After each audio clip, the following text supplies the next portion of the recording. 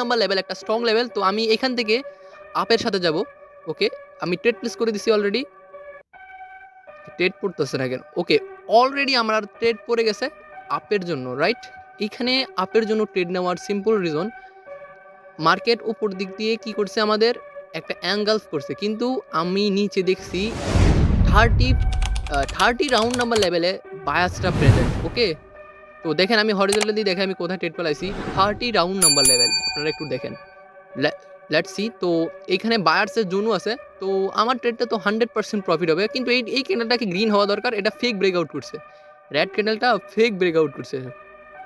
So দেখি এটা কি করে। ওকে, এটা গ্রিন হয়ে যাবে ইনশাল্লাহ। তো উপর দিক দিয়ে রিজেকশন দিচ্ছে বারবার। তো লেটস সি, হয়ে যা।